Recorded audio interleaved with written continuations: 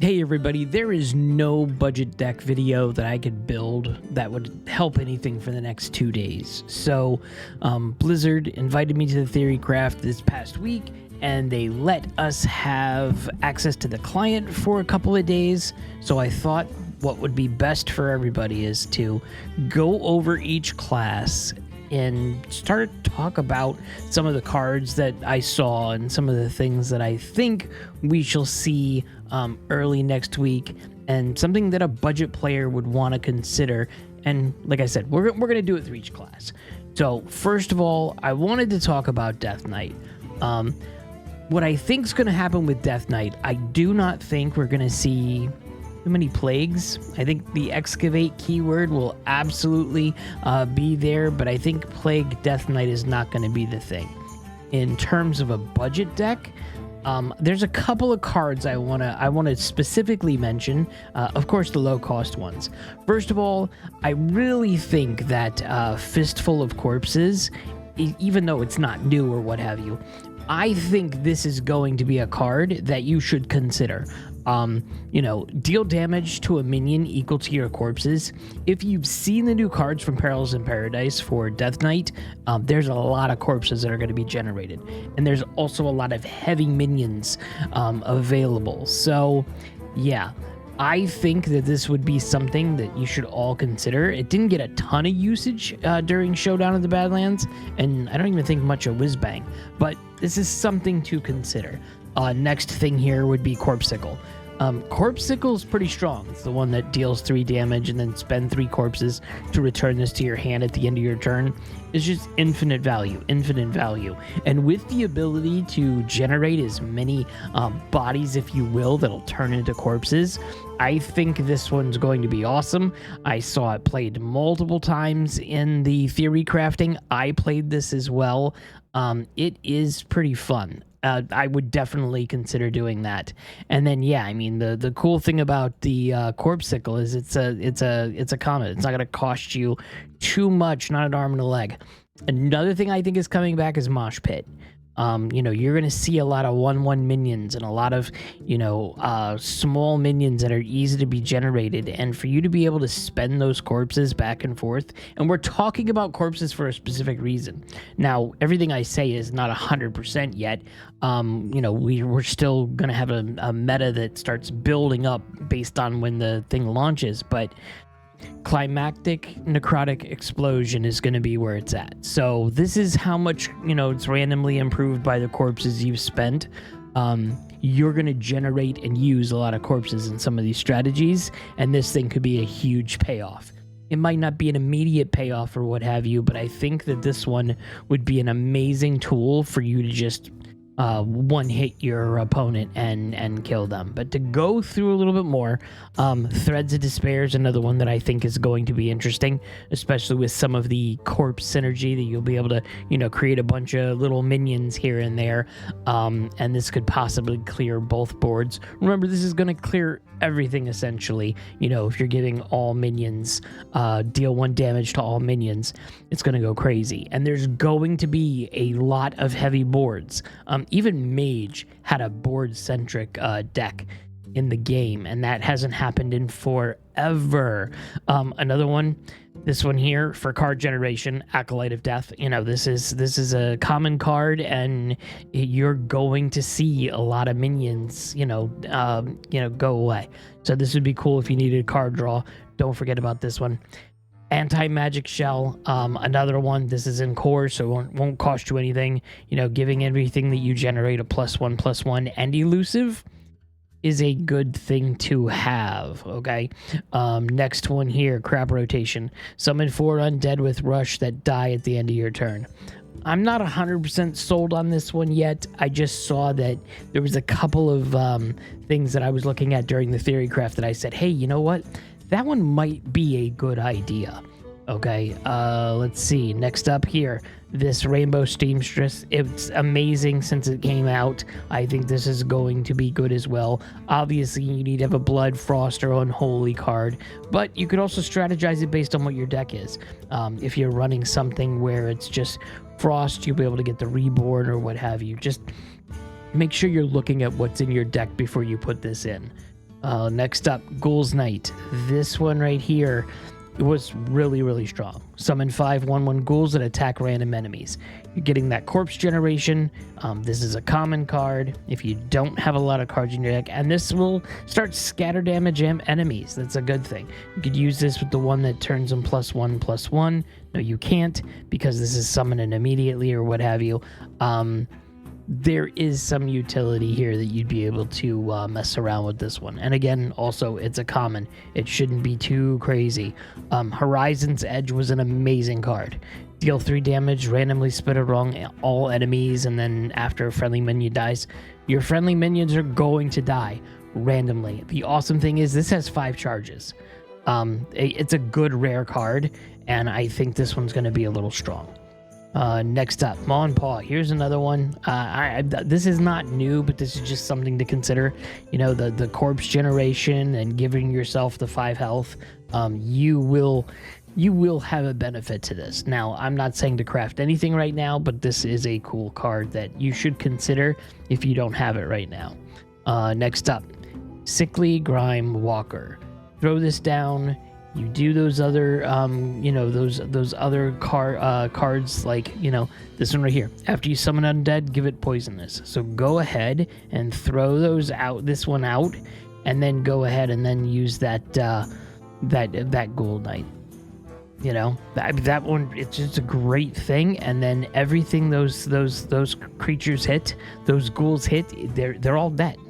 So it's a cool idea. That you can consider, and then it just raises that corpse generation. The next one is Sinister Solstice. Soul Cage, give a friendly minion +2/+2, spend 5 corpses to summon a copy of it. I wouldn't use this for the 1/1s, obviously, but there's several things in the deck that you could use that would be a utility. Don't hold off on this one. Obviously, you need to make sure that, you have a good card in there that you can use this on, but you're just spending those corpses like you're supposed to do, and then it could be something hefty on board, because like I said, the board will matter in this expansion, I believe. Army of the Dead. I mean, this one's just a core card. It's not going to cost you anything. Raise up to 5 corpses as 2/2 Risen Ghouls with Rush. Use that with the poison. There's so much that you can do with this one. Do not forget that this card exists, okay? Especially if you're looking as a, budget player, this one won't cost you anything. And then, of course, like I said, climactic necrotic explosion. That's cool. There's more that's gonna happen, I believe. I don't think there's any huge major things that I saw that would be like, okay, this is game changing, or this is, meta breaking in terms of Death Knight, but that doesn't mean that something isn't coming up. Okay, next is Druid, and Druid's gonna be interesting. Druid's gonna be strong. I think we're gonna have a very strong Druid meta, and I think we're gonna have a very strong Warrior meta, because Warrior can use the Druid cards. Let's just go over a few of them, and I want to talk about the biggest swings that I saw for Druid. This might not necessarily be for a Druid player, but just some things to consider. This one here, gain 2 mana crystals next turn only. It's a great swing potential. It's also a common card. You'll most likely, if you're opening up any more than 25, 35 packs, you'll see this. I would definitely consider putting this in Druid, or considering putting this in the Warrior deck. Hiking Trail. This was another one that was pretty awesome for being a rare card for a budget player, for you to be able to discover taunt minions and then gaining armor. You're going to do that with a Druid. This could be very powerful for you, very useful. It just discovers minions that you might not have, and yes, it's random, you're discovering stuff, but it's pretty cool value for being a budget player. Next up is New Heights. This one is a little broken. Number one, you could put 2 of these in there, so you're walking out at the end of the day at 16 mana is what you can normally spend. So you have an infinite amount of options there. Might not be perfect for the budget player, but it's still very good. And then you get that empty mana crystals, just ramps it up. It's strong. whether you see this or need to buy this or what have you, or need to craft this, I'm not saying to go ahead and craft this or whatnot. Just pay attention to it. And again, Warrior can use this, and that's going to be interesting as we start talking about Warrior. Here is a card that was amazing, Tortolan Traveler. I saw this card a lot, and this is just essentially draw another taunt minion after this one is taunt, a 1/5 that draws you another minion that reduces that minion's cost. That's only 3 mana. It's very good, and it's common. Like I said, you're buying 20-30 packs, you're probably going to see at least one of these. Don't skimp on this card, absolutely. Okay, next up, Dozing Dragon was pretty strong. I put this here only because, listen, it's a 3/5. It's dormant, but then, you know, you're getting a 3/5 taunt as well at the end. So it was kind of cool. I'm not saying it will be used, but, you know, if you're looking for something to round out your deck, you might see one of these as you're going through it. Next one, here one, Bouldering Buddy, another common card. 7 mana, 6/7 with Rush and Taunt, costs 1 if you have at least 10 mana crystals. Why would you not have any attention to try to put this in your deck? Especially with it being common, like I said, and it's just a 6/7 Rush with Taunt. You can use it after 7 mana, or if you have 10 mana crystals, which is not difficult to do with Druid, it's 1 mana. So don't skip on this. Okay, this one's something to consider. Next up, Sleep Under the Stars. This was broken when I played against it. I've used it several times, but playing against it was just tough. It's like you get to choose 3 of these, and listen, you need card draw, you got card draw. You need armor, well, here's 15 armor if you pick all 3 of them, and then refresh 3 mana crystals.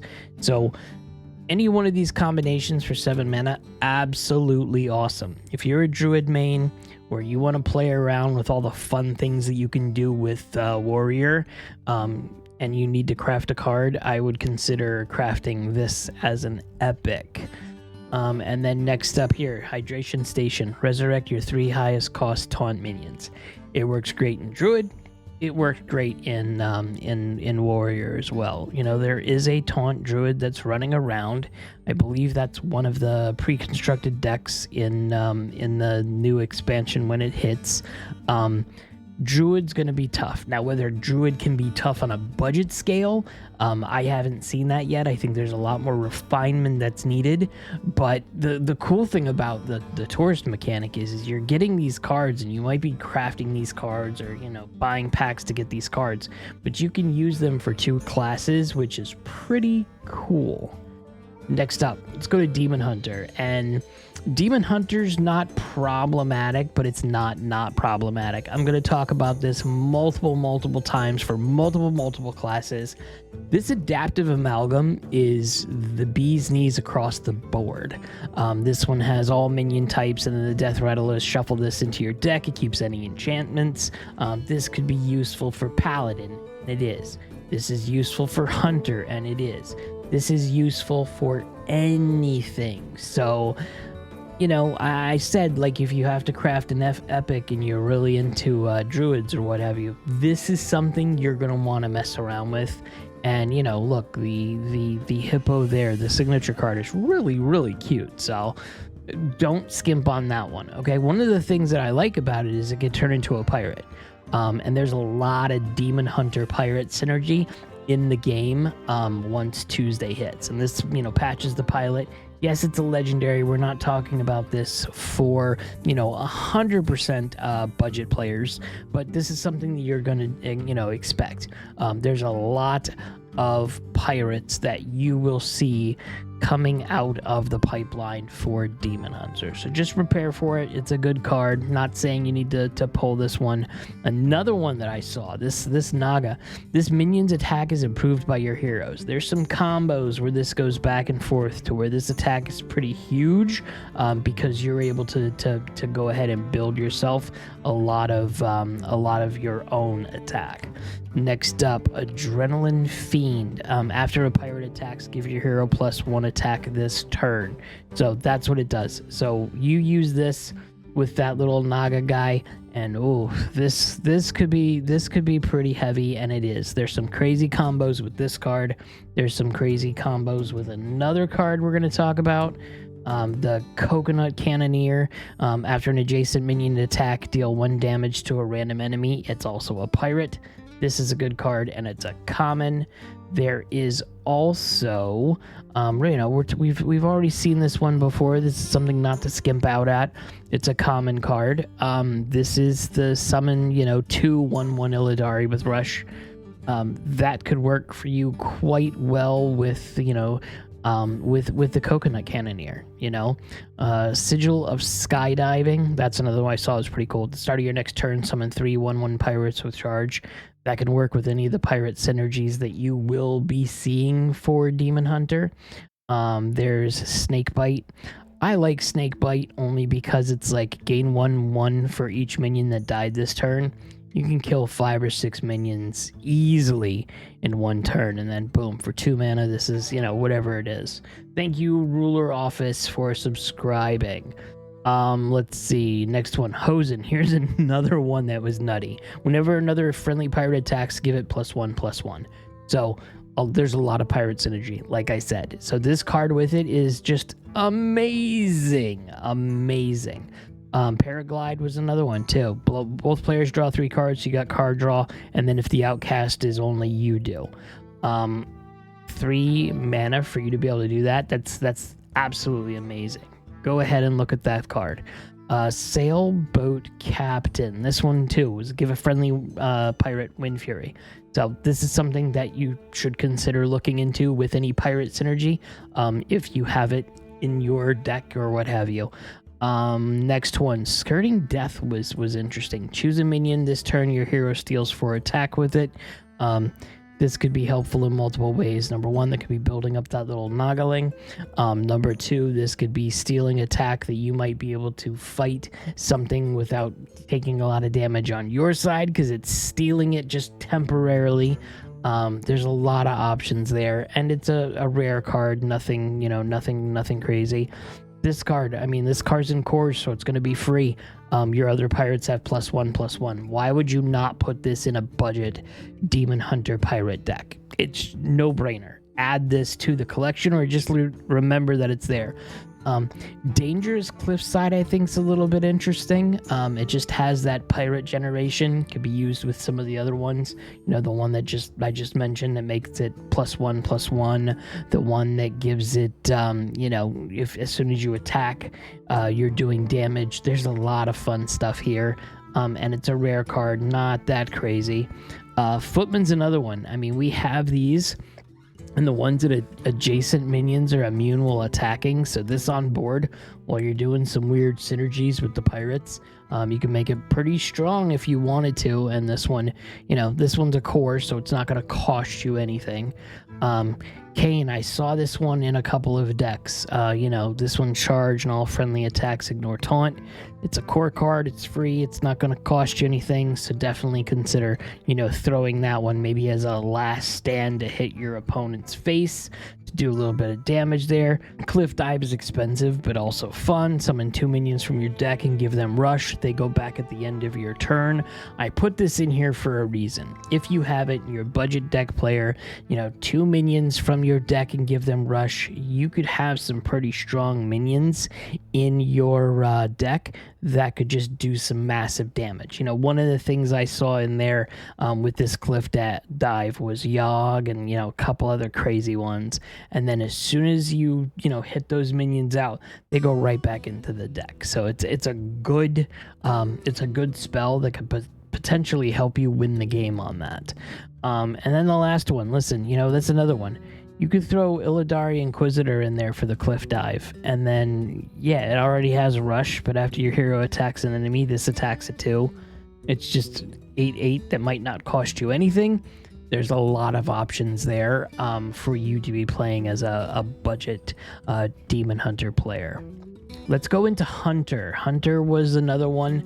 I've got a lot of cards in here. Listen, these are not full, complete decks. These are just cards that I like.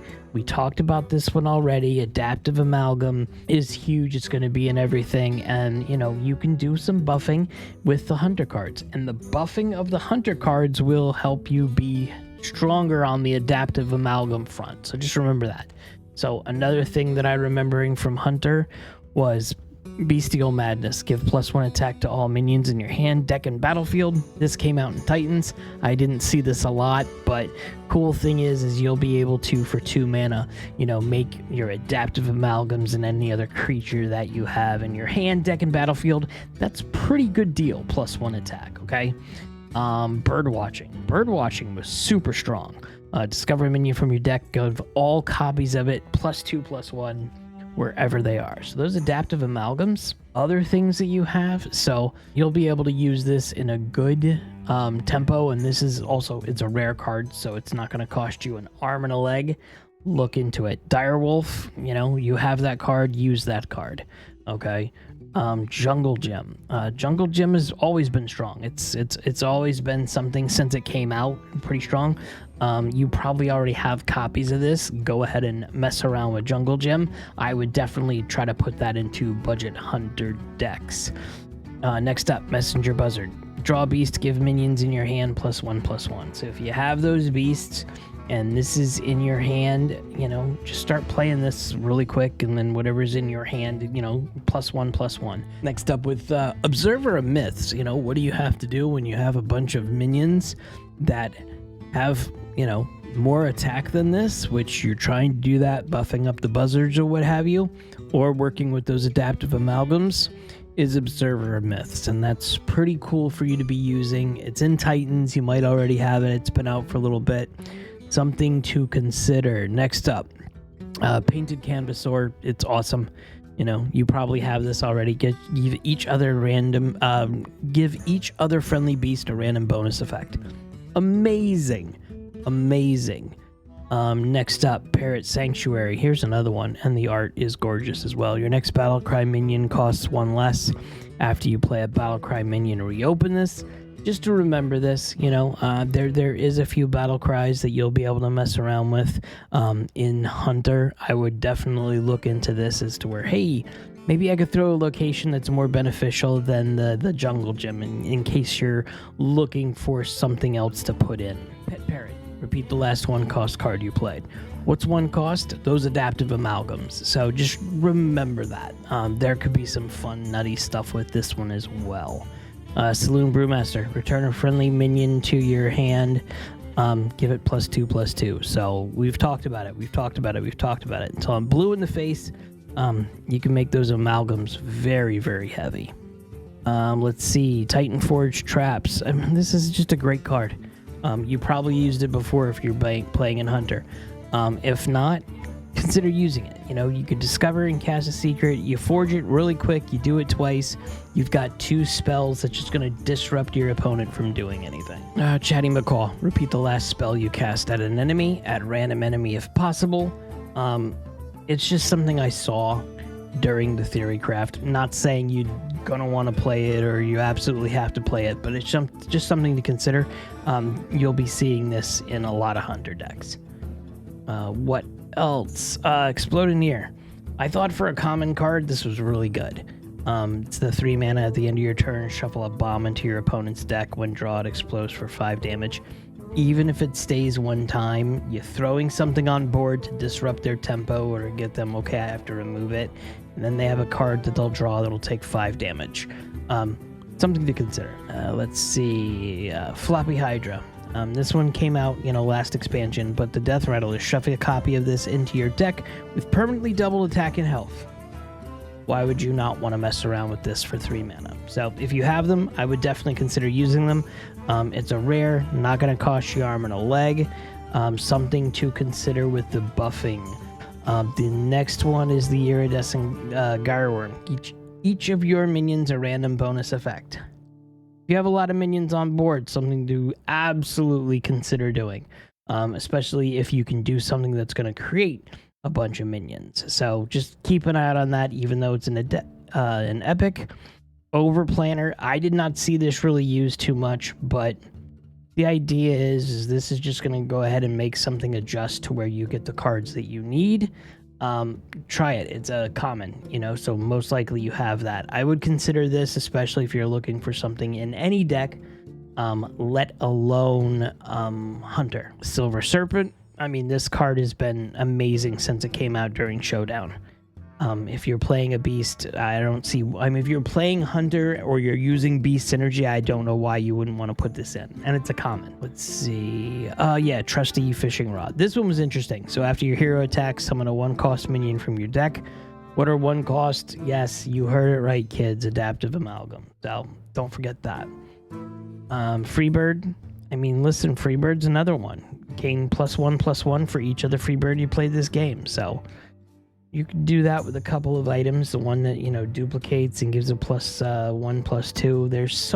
There's so many options there. It is an epic, so I wouldn't sit there and craft both of them.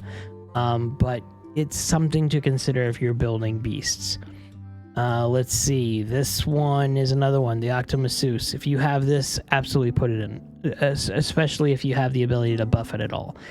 Deals octuple damage to minions. Would be pretty fun there if you will. Hold on, here's another one. I added Twisted Frostwing because it wasn't that crazy expensive, and then summon a Chimera with stats equal to this minion's attack. So if you go ahead and you're able to get this minion up higher because of buffs on board or buffs in your hand, you'll be good to go. Next ones we'll go through. Death Roll just looked really good to me. I mean, I've seen it. Not only does it destroy an enemy minion, but it deals damage equal to that attack randomly split among all enemies. Not saying to craft it, but not saying not to. What you're looking to do is try to save as much money as possible, but you're gonna need to have an epic or two. But before you sit there and think about what can I craft, look at the epics that you have in the core set already. Let's see. Furious Fowls. To choose an enemy, summon 2/3/2 birds while immune, while attacking to attack it. So, it's a little expensive, but these are immune, so most likely it'll stay. So the idea is for 6 mana, you can potentially kill something and then leave 2/3/2 birds on board. That's what I was thinking when I looked at this one, and it's only rare. Yeah, if you do not have Hollow Hound, craft it. Get this in your hand. If you've been playing for a little while, you absolutely have this one. Buff it like crazy, and then you'll be able to get your health back just by hitting, because it damages minions next to whomever this attacks. It's going to still be popular. Ranger Gilly, and I'll show you the signature. It's the Warrior Tourist. So at the end of your turn, get a 2/3 Crocalist, and then give all minions in your hand +2/+3. So buffing in your hand. I'm a big fan of doing that. Here's the signature. It's awesome. One of the last ones is Beached Whale. For common, it's just amazing. It's a taunt, and then it deals 10 damage to this minion. There's a possibility you can use things that'll summon it from your deck, and then you won't have to deal with that 10 damage type of thing. It's crazy. A 4/20 on board with taunt. It's nuts for the common player. So even if it's a 4/10, even if it does that 10 damage, it's still very, very, very nutty. And then, yeah, last one we'll talk about is the Sasquatch. Repeat each card you played last turn. Do a big swingy thing, and then do the same thing at the end of the next time when you play this, the next turn. And there's the signature, what have you. Hunter's never been super cheap, but this last expansion, it was cheap. So we have some good news that way. Next up, let's look at Mage real quick. Okay, so Mage is interesting. I'm shocked that we had Mage decks with a lot of minions on board. It happens, and I saw it more than once. I'm not saying it's going to be the be-all end-all. I'm not saying it's even going to work, but we normally have no minion mage for a while now, so it's interesting that there was a bunch of minions in the games that I saw. Dark Moon Magician was strong. It's elusive, and then after you cast a spell, cast a random spell that costs 1 more. Why wouldn't you want to play this for big turns? It's huge. I would definitely consider this one. Next up, Marooned Archmage. Your first spell each turn costs 1 less. You might only keep it 1 turn. It's fine. You'll be able to use that, and then another spell will be 2 less. It's a good card to at least consider, and it's a common. Tide Pools. Discover a spell that costs 3 less. After you cast a spell, reopen this. It's not after you cast that spell, it's after you cast a spell. You could use this very, very quickly. It's common. If you're playing Mage, you'll probably have both these locations in if you are playing this at a budget, because it's just discovering free spells. Who wouldn't want that? Next up, Mantle Shaper. Yeah, I put Mantle Shaper in only because it was a common, and then if you are working on minions, 1 less for each spell you've cast while holding this, keep this in your hand and it'll be 0 mana before you even know it, and it's a 5/5, and there's Elemental and Naga synergy there. Cephalopod.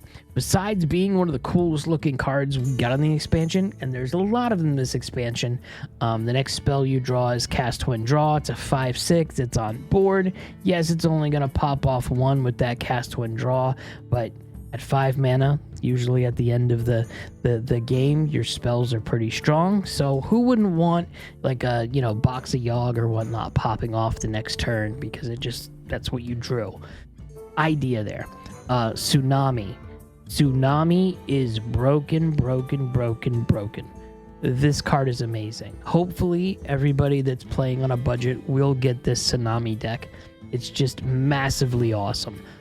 Very, very strong, and we're going to have people complain about this card.